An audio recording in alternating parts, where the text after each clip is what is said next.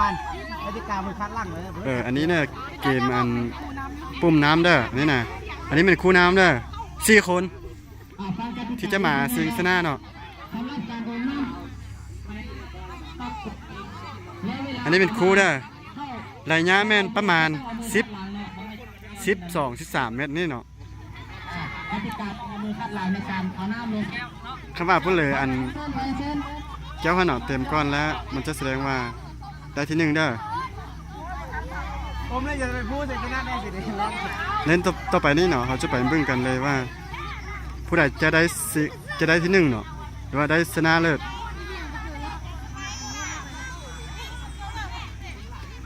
นี่เนาะก็มีอัน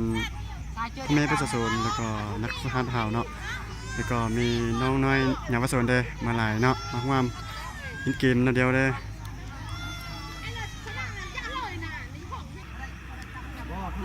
ตัวนี้เริ่มแล้วนะ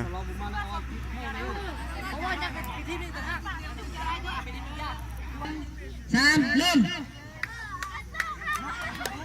ไปแล้วตอนนี้28เล่นมันมาไปแล้วตอนนี้เอามือขึ้นหลังกติกาเอามือขึ้นหลังเอาตอนนี้เจออย่าออกไปเริ่มแล้วภายในสายมีซิกซาก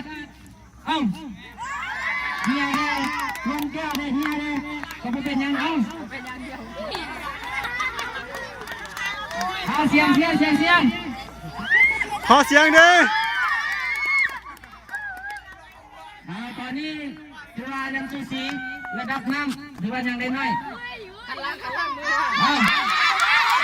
าแล้วตอนนี้สูสีกันแล้วเอามือข้างหลัง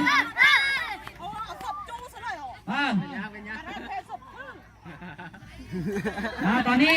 ถือว่ายังสูสีระดับน้ำ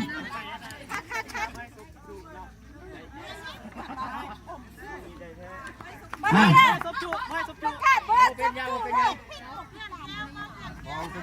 เริ่มมาเป็นยัง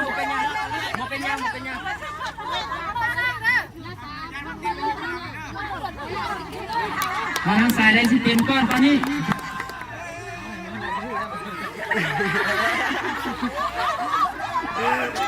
ทางสายเป็นยังมาจับแก้วเราได้นะตอนนี้ถือว่าใกล้ๆแต่ชนะแล้วทางฝ่ายที่ซิกซาด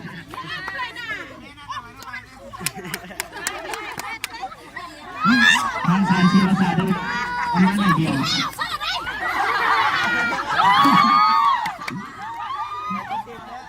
บางคนก็เป็นขี้เกียจมาห้องมาว่าออกก่อนนำนั้นห้องทำเอาแต่น้ำลายลงไปไม่เป็นอย่างนี้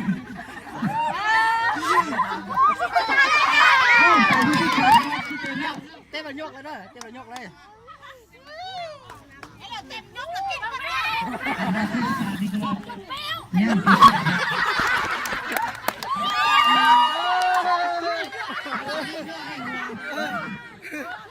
มันสน้าได้สู่เบ้าไปมันข้อดิโอ้ตัวเมียละส